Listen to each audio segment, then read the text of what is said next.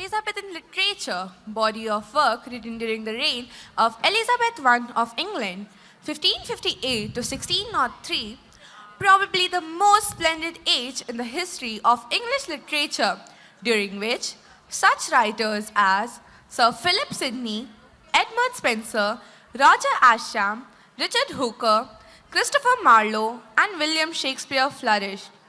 William Shakespeare stands out in this period both as a poet and playwright. Shakespeare wrote plays in a variety of genres, including histories, tragedies, comedies, and the late romances or tragic comedies.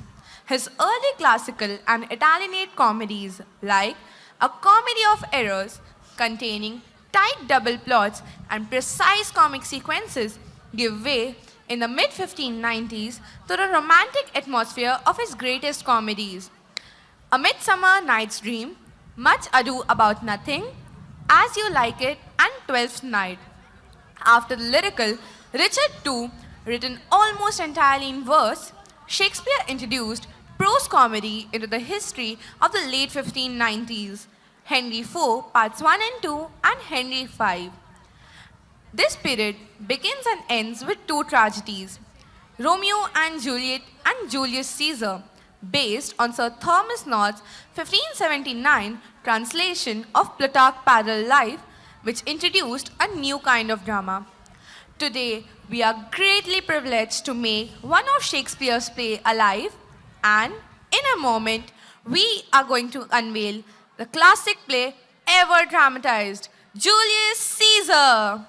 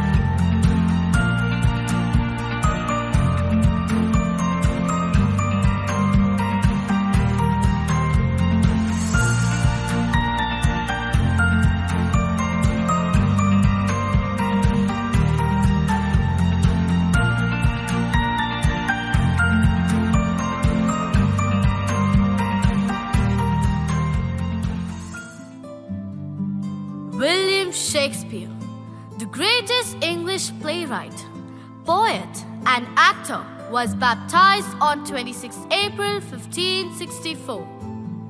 He is widely regarded as the greatest writer and the world's greatest dramatist. He is often called England's Bard of Avon. His extensive work includes 39 plays. To name it, Merchant of Venice, Hamlet, Macbeth, A Midsummer Night's Dream, The Tempest, As You Like It, Othello, Julius Caesar, and many more. Besides plays, he wrote 154 sonnets. It is said that William Shakespeare is credited with the invention of over 1700 English words, and those English words are widely used even today. Julius Caesar was born around 12th July 100 BC to his father Gaius Julius Caesar and his mother Aurelia Cotta. Caesar traced his bloodline to the origins of Rome. Despite the noble heritage, Caesar's family was neither wealthy nor influential in the Roman politics. Soon after his father's death, Caesar became the head of the family at the age of 16. My brave son, I am going to depart from you all soon. I pray that you be wise enough to take up the responsibility of your family. Caesar, I want you to be always loyal to your state and to your family. No, my beloved father, you cannot leave us alone. I have so much to learn from you. And far above the lessons of life, you are my strength and my wisdom. You cannot leave us. Caesar, now you are my strength. Make your experience your teacher. Bear the torch against all odds and rise to your ambition despite all challenges. My faith in you will not fail. Father, give heed to your son's voice. You are my guiding strength. Without you, I will not be able to endure the severe trials of life. What is that son's life without father's support? Caesar, my dearest son, take courage at this crucial moment of grief and despair. Do not lose your heart. You have a long way to go. Take up the responsibility of your family and fulfill the words of your dearest father. Yes, mother, I will. Mother, oh mother, I will not be able to endure this. Who will console me at this hour of grief? I have lost my mentor, my guiding star. I have lost my comfort. And now, my strength is weakening. Julia, grief has stricken us. Will I ever be able to hold roses in my hands? Oh, my hands are soaked with bitter tears. No one can comfort me.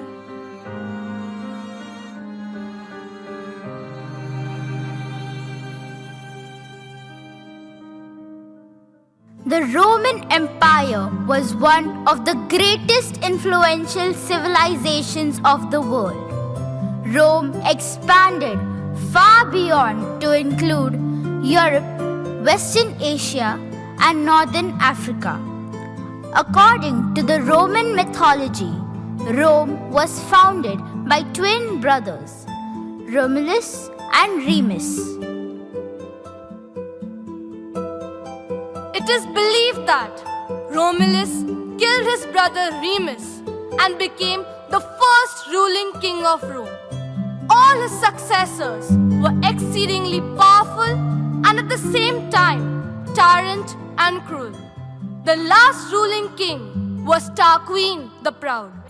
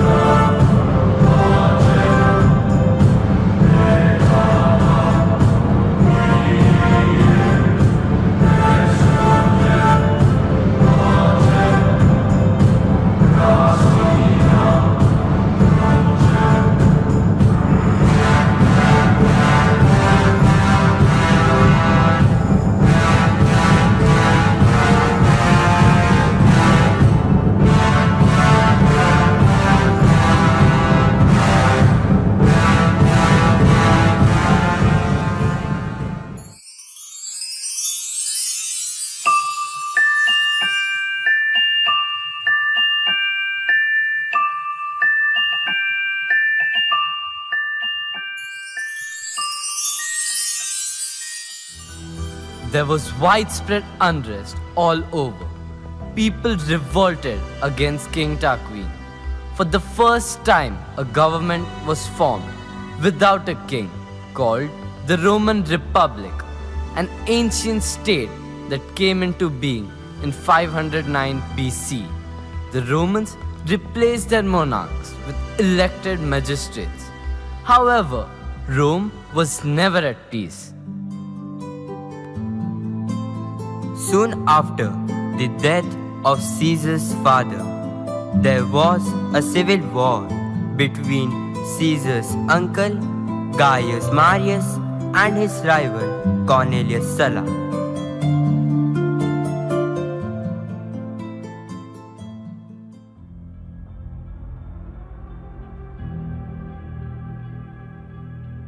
Listen, the citizens of Rome.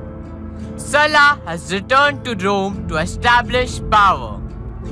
Those citizens who revolted against Sulla will be severely punished. They all will be outlawed. All the enemies of Sulla will not survive. They will die a brutal death. How could he pass such an order?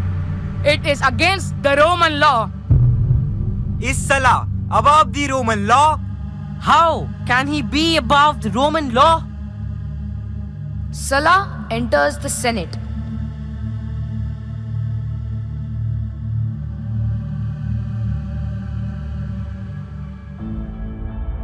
Why are you gripped with fear? You need not fear. You will not be outlawed.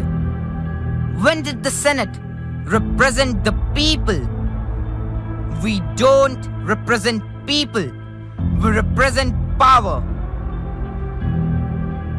You are all aristocrats. Your feet, and your feet have never touched the ground.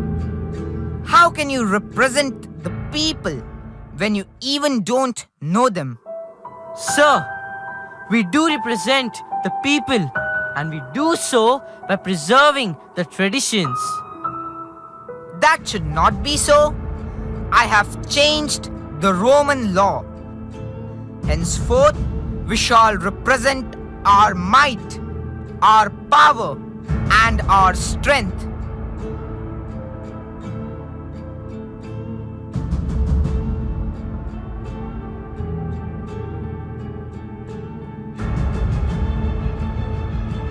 Who is Caesar? Are you Julius Caesar? Yes, I am Caesar. You are in chains. Consider yourself as a prisoner and get ready to stand before the great Sulla. What have I done?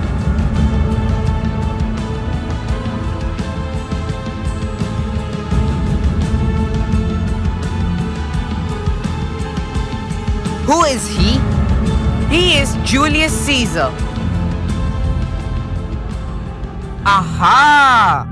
So you are Julius Caesar. I believe you are the son of Gaius Caesar and nephew to Marius. You have an unfortunate ancestry. Didn't you read my decree? All my enemies are outlawed. Cinna had betrayed me. Why? Why did you allow my enemy, Cinna, to escape? You have to be an enemy to my enemies. You cannot go against me. Why did you call me here? For I'm in chains now.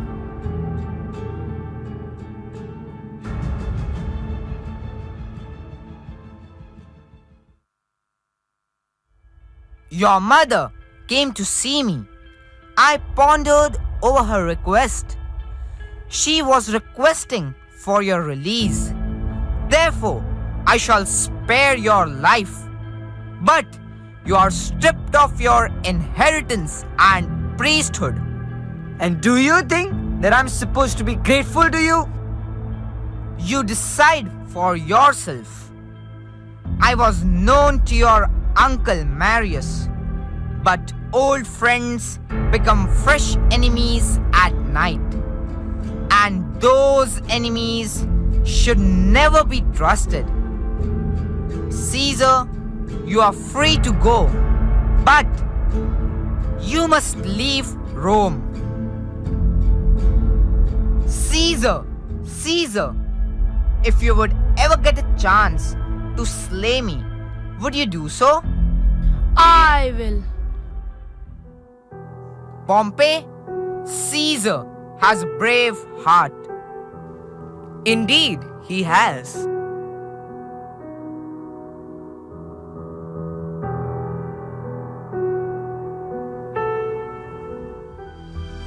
Caesar left Rome and joined the army serving under Marcus Thermus in Asia and Cilicia. He served with distinction, winning the civic crown.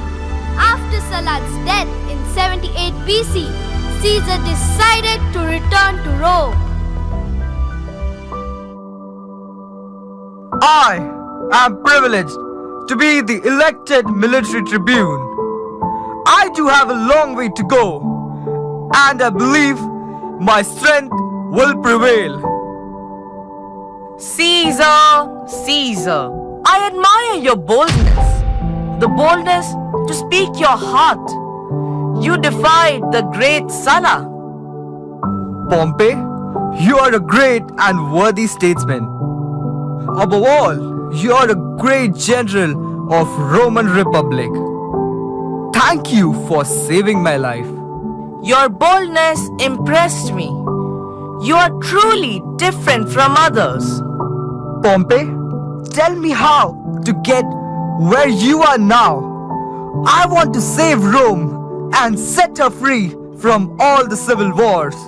But I have no voice. If you want a voice in Rome, win the people. Speak from your heart. And when you make a promise, keep it.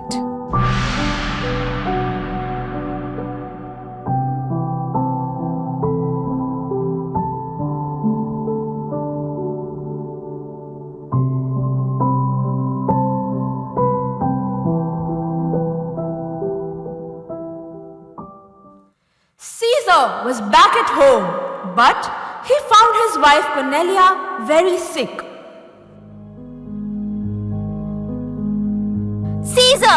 Caesar, quick! Cornelia is very sick. She needs our close attention. Caesar, you have a long way to go. Don't give up. Against all odds, you will stand firm and be a victor. Cornelia, wake up! Wake up! You cannot leave me and her only daughter Julia. Wake up, Cornelia. Speak to me. Please rise from your sleep. Oh, mother. She has left us.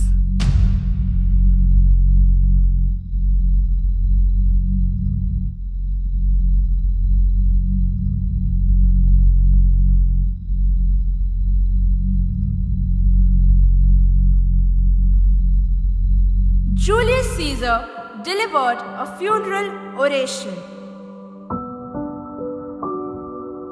I, Julius Caesar, is here to honor my wife, Cornelia.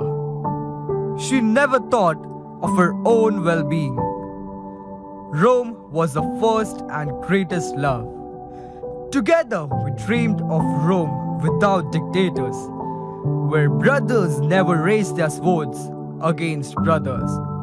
I ask you to join me to create a new Rome. I will not rest till the Rome she dreamed of will be Rome that we live in. A Rome that is boundless, united and free.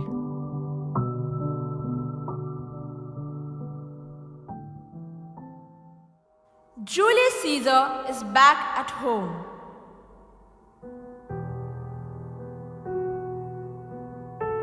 Father, oh Father, please be with me.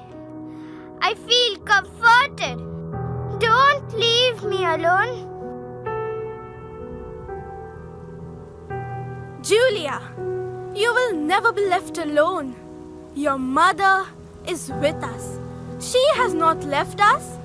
My girl should grow in all wisdom, weathering the storms of life. Julia, my beautiful daughter, focus on learning Greek and amass great knowledge for your own soul. Yes, Father. Caesar went to save his quaestorship in Hispania after his wife's funeral in spring 69 BC. There he encountered the statue of Alexander the Great.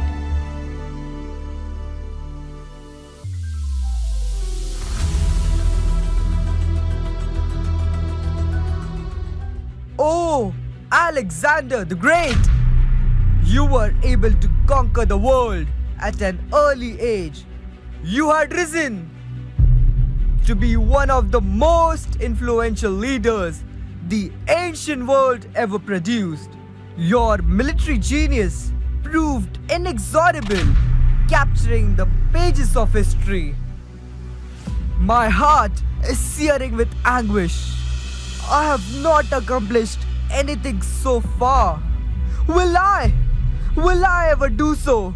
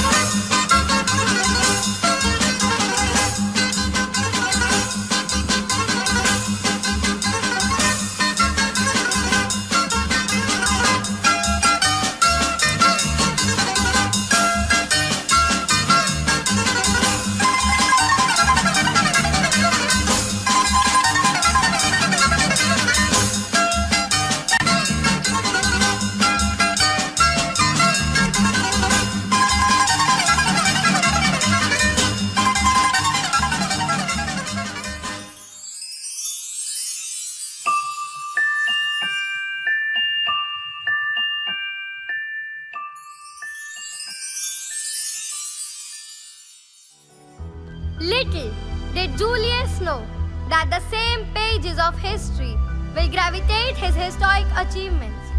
In 63 BC, Julius Caesar ran for the election to the post of Pontifex Maximus and was successful. But he wouldn't stop being the chief priest. Julius Caesar is back at home.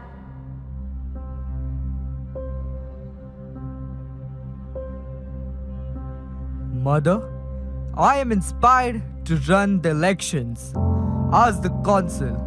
It is only then the glory of Rome will dawn.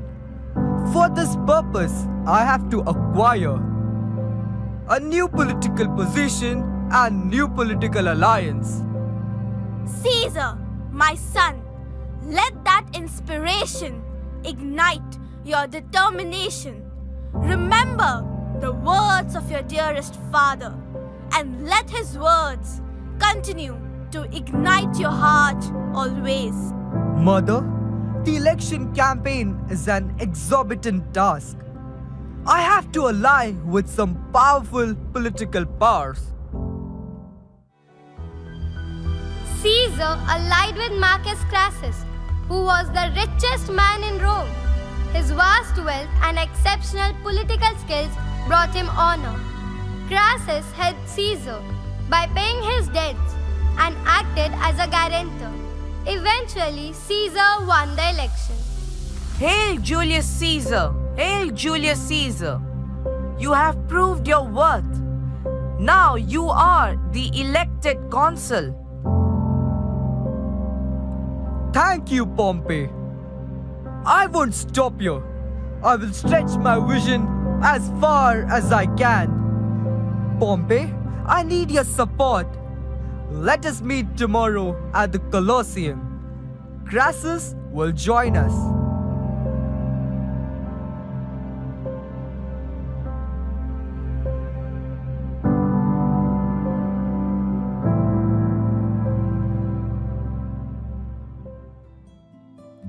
The next day, at the Colosseum, the three great men, Crassus, Julius Caesar, and Pompey, assembled to watch the gladiators' sword fight.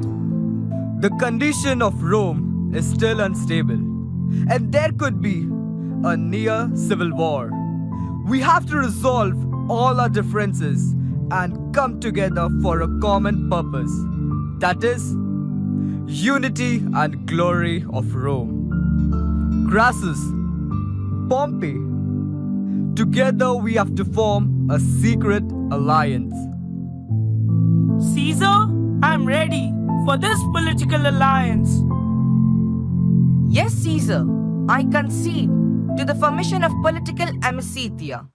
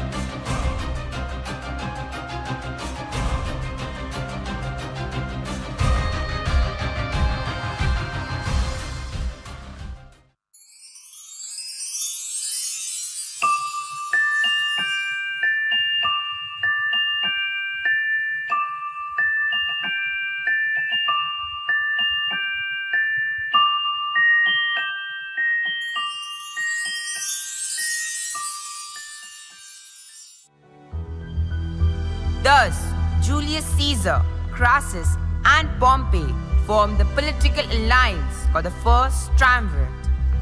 The political alliance was cemented by the marriage of Pompey to Caesar's daughter, Julia.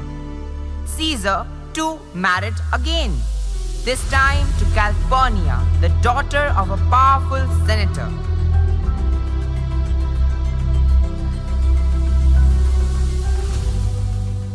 At the Senate. We have to go a long way and work hard for the good of Rome. New laws have to be regulated.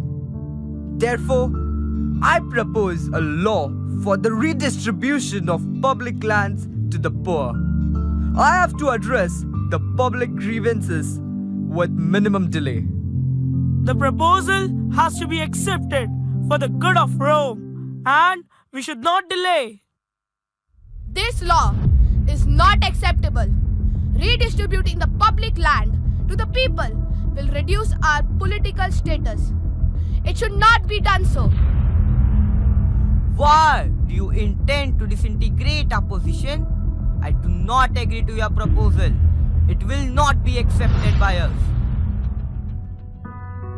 I understand that Julius Caesar, Pompey, and Crassus have a common political objective. Yes, indeed.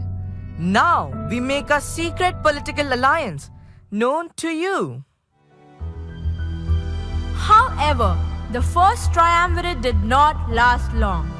In 53 BC, Crassus was killed, leading a failed invasion of Parthia.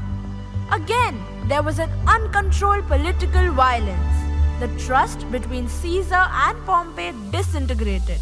Pompey was concerned about the growing power of Caesar. Pompey, Caesar is growing very powerful each day. His power has superseded yours. He is rising to be the only one class in distinction. His name and fame is spreading across. Pompey, you seem to be losing your power. Your defeat is before your face. No! No! I will not reduce myself further. I will break my alliance with Caesar. I am the leading Roman general and statesman. I will stand firm to my call.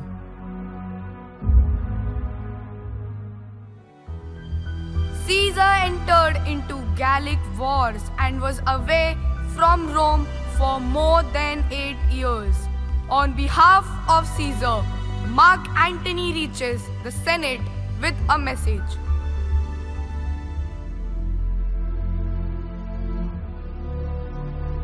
How long will Caesar be away from Rome with his army?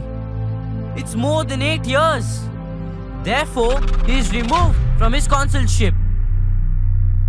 Caesar has done more for Rome than any other generals in its history. You strip him of his consulship in his absence without any explanation?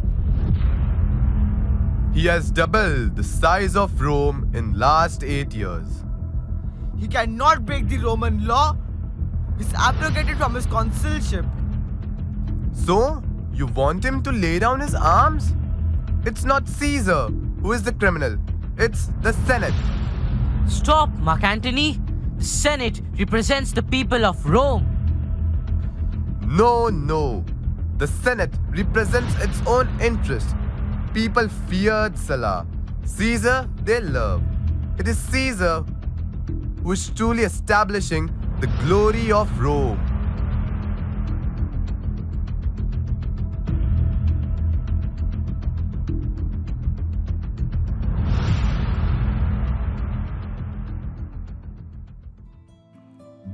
Caesar defeated Pompey's regions and fled to Egypt. He returns to Rome after winning the Gallic Wars. Hail Caesar! Hail Caesar! Hail Caesar! Hail Caesar! The victor has arrived.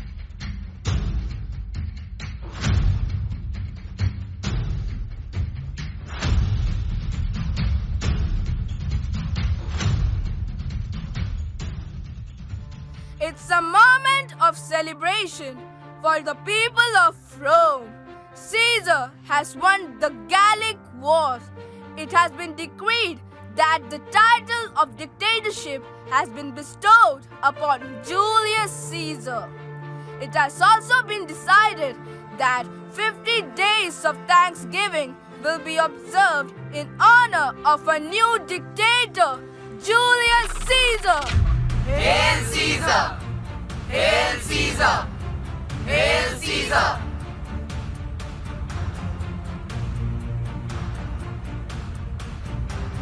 I assure you, one role I shall never adopt, the role of the king.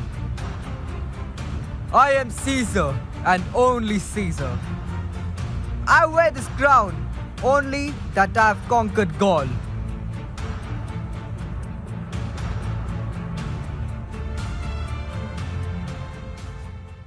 Caesar, Caesar, beware of the Ides of March.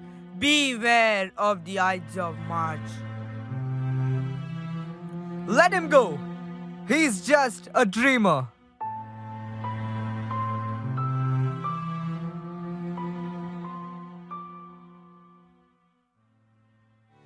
Caesar became the dictator of Rome.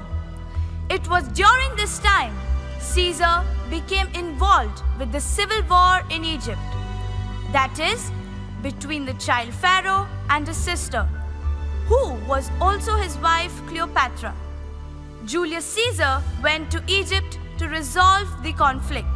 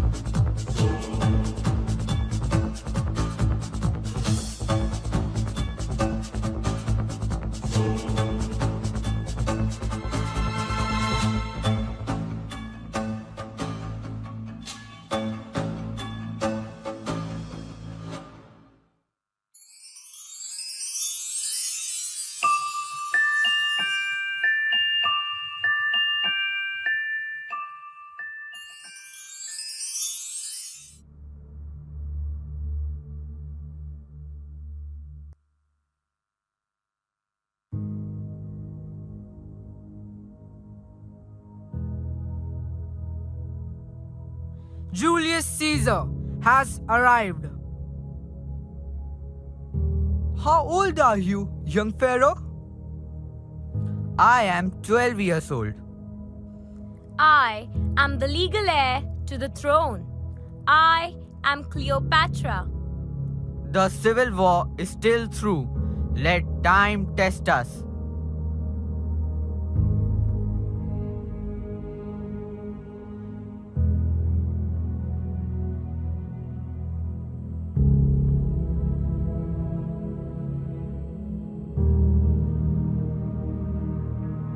Sir, the Queen of Egypt, Cleopatra, has sent something for you. What is it? Sir, we do not know. You may leave.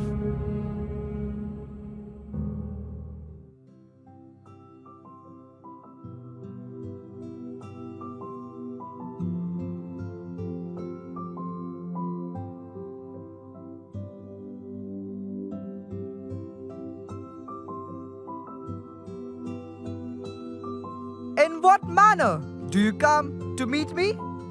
It's the only way that I could find in order to meet you personally. Make your request known to me. I want to be the sole ruler of Egypt and not a joint ruler with my husband, Ptolemy XIII. I ask for your protection because the people of Ptolemy XIII are trying to kill me. You are the only one whom I can trust. Egypt and Rome are different. Rome is sunlight and Egypt is twilight. But it's not the part of Rome yet. Are you ready for the political alliance?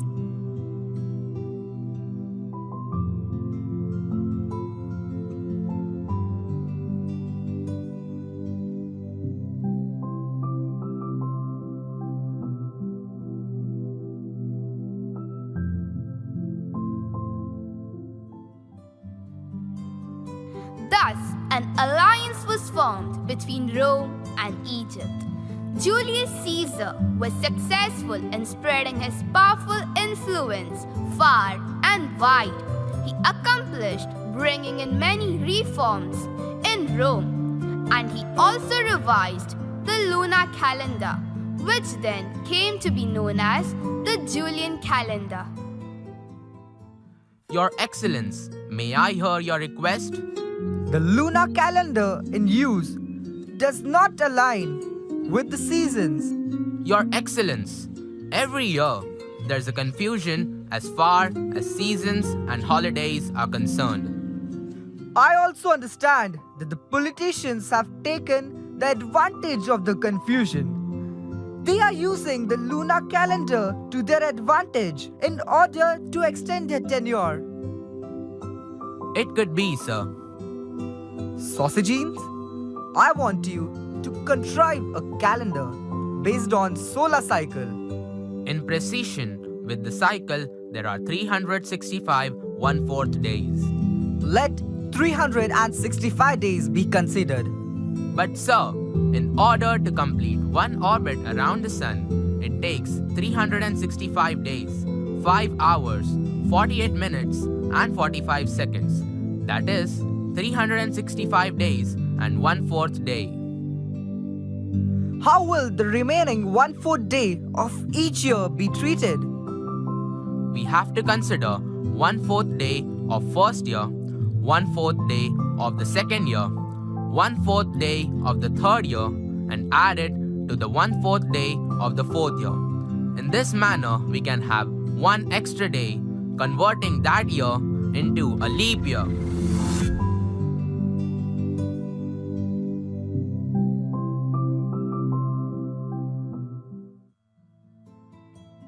Thus, a calendar based on solar cycle came into being.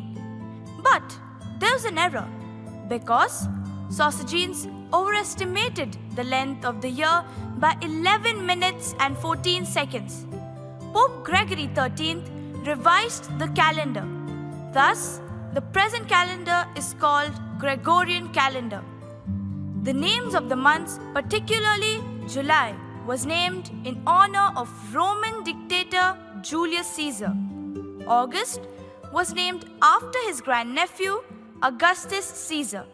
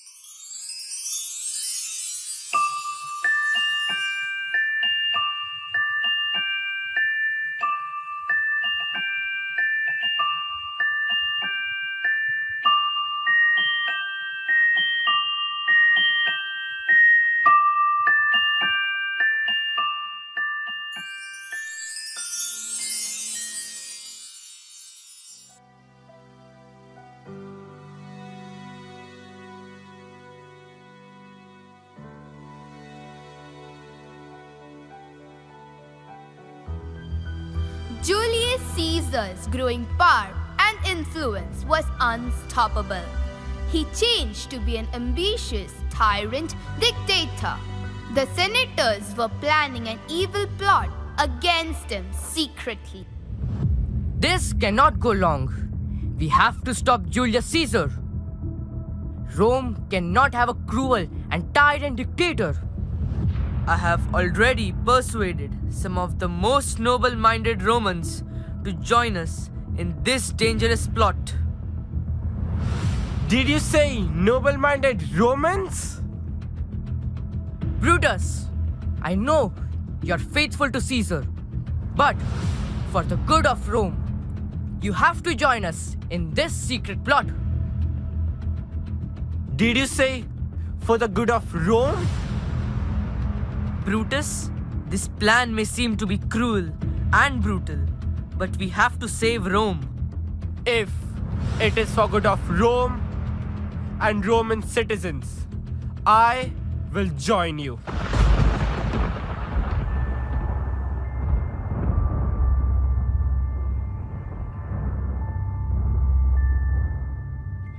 That particular night was strange and dark. Why am I so disturbed? Why this night looks so strange and gloomy. Calpurnia, his wife, was dreaming a dreadful dream.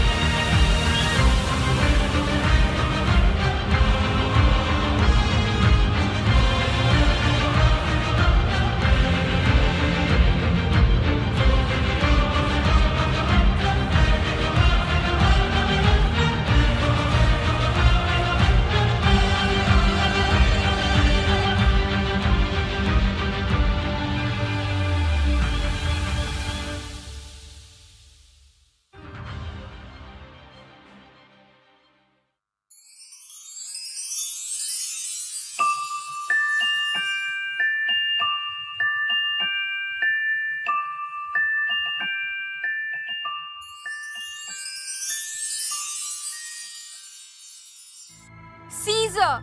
Caesar! My lord! I woke up from a nightmare and I saw your statue bleeding. Some evil is intended upon you. Caesar, listen to me. You will not go to the capital.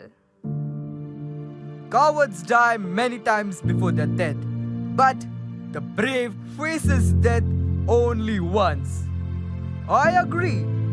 Men should fear death, seeing that it's a necessary end that will come in its time. Sir, even the priest of the opinion that you should not go out today, they do sense a great misfortune. O great Caesar, there's a danger ahead of you. Caesar shall go. Caesar is more dangerous than the danger. Danger and I are two lions born on the same day. I shall not fear. Calpurnia sighed and shook her head.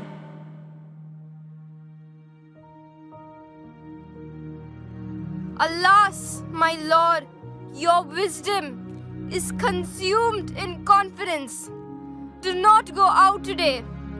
Say it is my fear that keeps you in the house and not yours. Caesar, I beg you on my knees. Please, stay. This dream was unlike other dreams. A great misfortune is surely ahead of us. Listen, send Mark Antony to the Senate House. Just then, Brutus entered.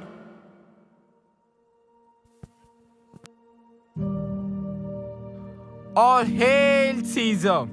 Good morning, worthy Caesar. I have come to take you to the Senate House. And your timing is good. Bear my greetings to the senators and tell them I will not come today. Brutus, please say that Caesar is unwell. Shall Caesar send a lie? Have I extended my arm in conquest to be afraid to tell the truth? I pray, do tell me what is resisting you. Brutus, my son, my wife had a dream. She saw that, like a fountain with 100 spouts, pure blood ran out of my statue, and many evil Romans washed their hands in it. My wife interprets as a warning of an imminent evil. Oh, Caesar, Caesar, the dream has been misinterpreted. The dream simply means that Rome will become even greater, and great men will come to you and to you alone to get honors and recognition. Brutus, you have indeed given a good interpretation. I have said so because the Senate has decided to crown the mighty Caesar today. And if you send them a message stating your inability to come to the capital, the Senate may change their mind. Caesar, decide yourself. Will you give in yourself to your fear or to your conviction? Calpurnia, your fears are unreasonable. Get my clothes ready. I will go. O great Caesar, may you live long. I suggest that today you be in your chamber and contemplate the strength of your success. Caesar! Caesar! Wait! A crowd gathered in the square to catch a glimpse of Caesar. As the party headed to go to the capital, a soothsayer shouted and warned, "Beware of Ides of March." You, soothsayer, the Ides of March has come, but nothing happened. Yes, sir. You are partly right. It has not gone yet.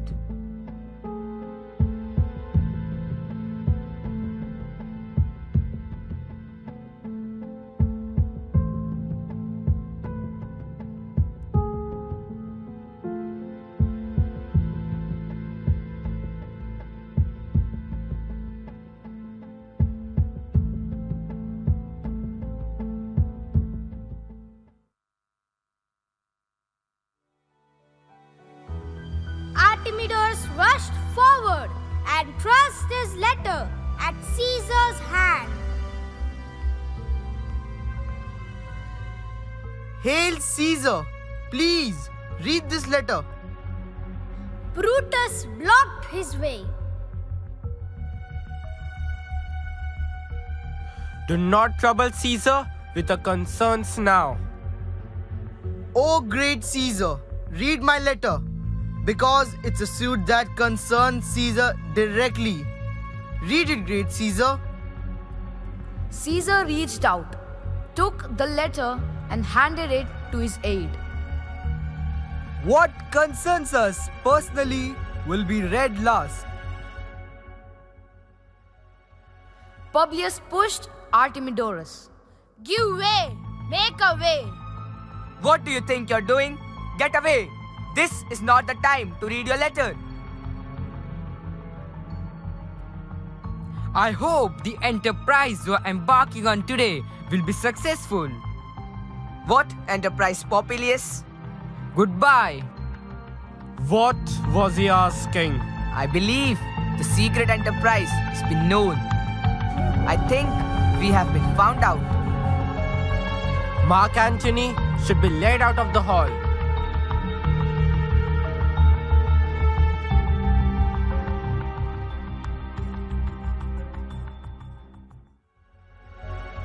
Trebonius led Mark Antony out of the hall. Mark Antony, you are indeed very loyal and faithful to Caesar. I need your attention. Let's move out.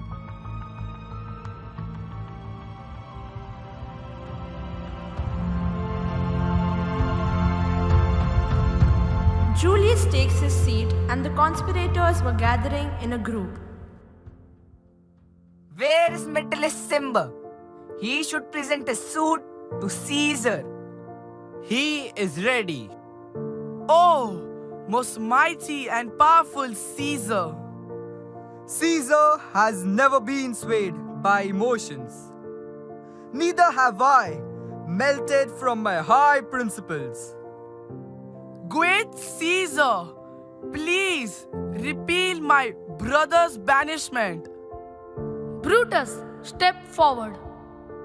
Worthy Caesar, I pray, I request, I kiss your hand urging, let Publius Cimber's banishment be repealed.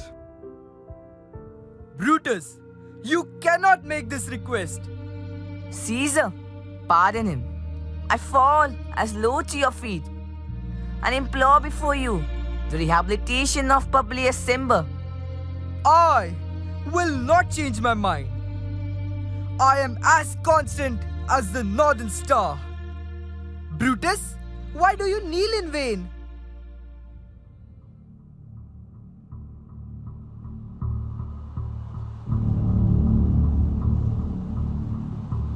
Casca drew his dagger.